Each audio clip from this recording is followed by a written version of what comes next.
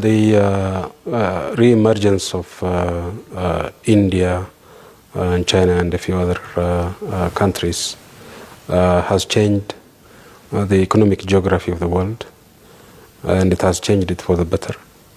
As far as the countries of those peoples of those countries are concerned, and most importantly from our point of view, as far as Africa is concerned. My concern was that the economic crisis might dampen the growth of these emerging countries and therefore directly and indirectly affect Africa. But you find that that hasn't really happened? It has not really happened, and we are very relieved that it has not really happened. But in fact, the reverse has taken place. Countries like India that were working with the US and with Europe are now finding those markets perhaps not as lucrative as they were in the past and going off the beaten track. And they're coming to places like Ethiopia. And that's where you have set a target of $1 billion of trade by 2015. How do you plan to achieve that? Because setting targets is usually quite easy. That's on paper. But in practice, it needs a lot more groundwork and effort to achieve them. So what have you planned out for that? We plan to encourage Indian private sector investment in Ethiopia. It's already significant, well over $4 billion of investment from India.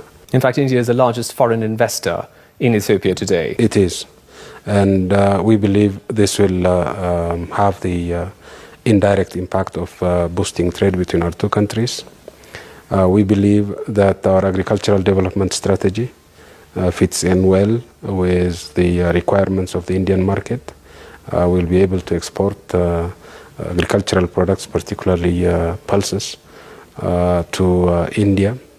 And so this combination of Indian foreign direct investment in Ethiopia and the development strategy that we have charted for ourselves will combine, in my view, to not only achieve the target we have set for ourselves, but go beyond that. Prime Minister Manmohan Singh visited Ethiopia recently, and in fact that's the first time that an Indian Prime Minister visited your country. And you, after the visit, of course, said that you were very pleased with the outcome. What is it that pleased you? Well, was it the agreements or the way forward, or the interaction that you had on a personal level with the Prime Minister? It's all of the above. On a personal note, it's very gratifying to be able to welcome a leader of such a great country. Very well read, extremely modest, very supportive of Ethiopia's and Africa's agenda.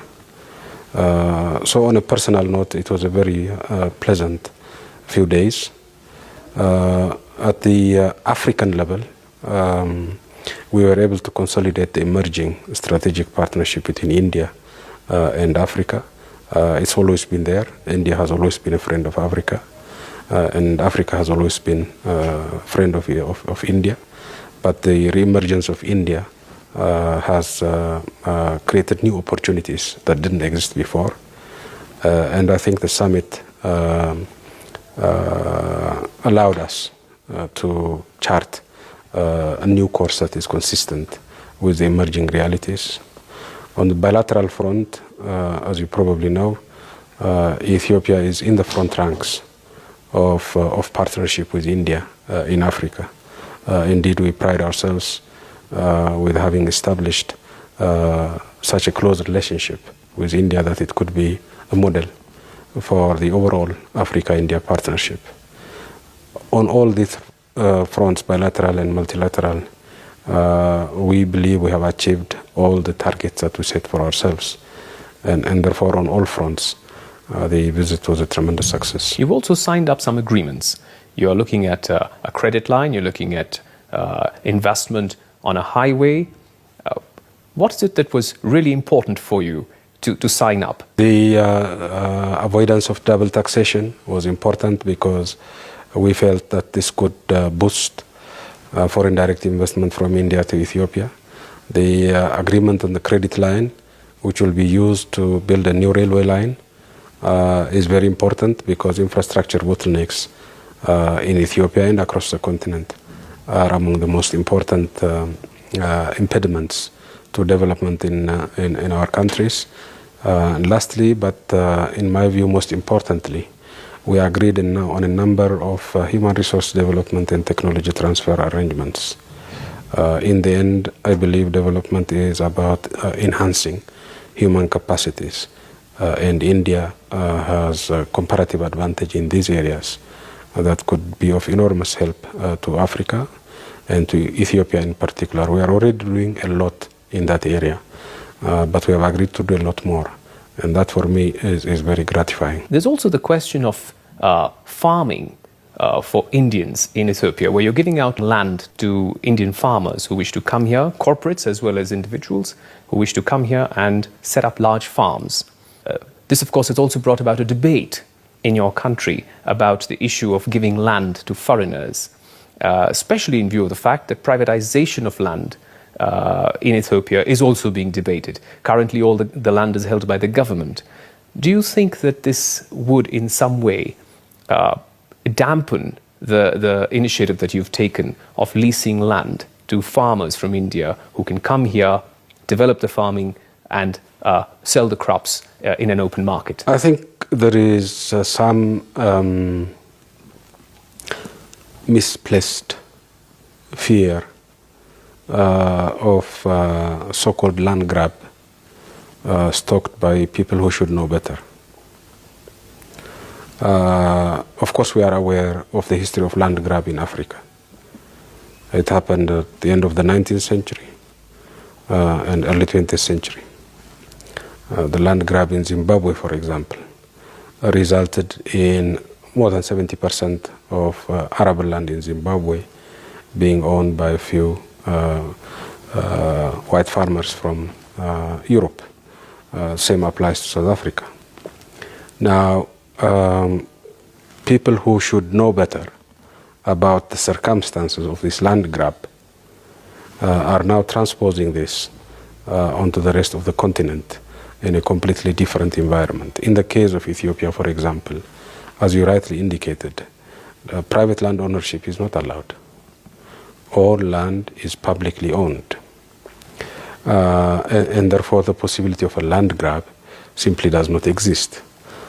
Secondly, what we're doing is putting all unutilized land in this country. And we have a lot of unutilized land in the lowlands of Ethiopia. We have land scarcity in the highlands, where over 80% of the population lives. But we have abundant unutilized land in the lowlands. What we have done is to build infrastructure in those areas and therefore open up the area for investment, both by domestic and foreign private sector, on the basis of a clearly set out lease arrangement. Now that is a win-win arrangement. It is not a land grab. And therefore we are very comfortable with the fact that we have put in place all the necessary guidelines, environmental and otherwise, to make sure that everybody benefits from this exercise. And we welcome Indian private investment in agricultural development of our country.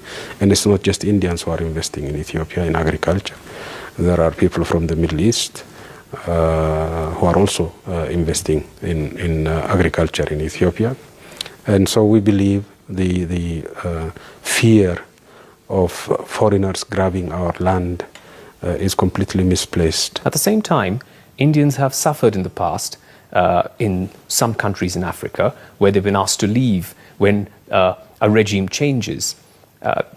In this case, there will be a concern that if your government is giving this land on long lease, which could be 50 years, subsequent governments may reverse the policy.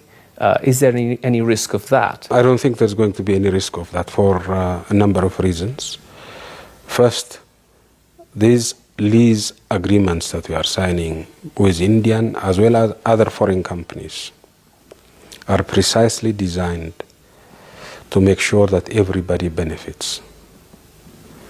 Once people begin to see the results of the investments in terms of job creation, availability of foreign exchange, availability of various agricultural products in our markets and so on, they will see the benefits for themselves.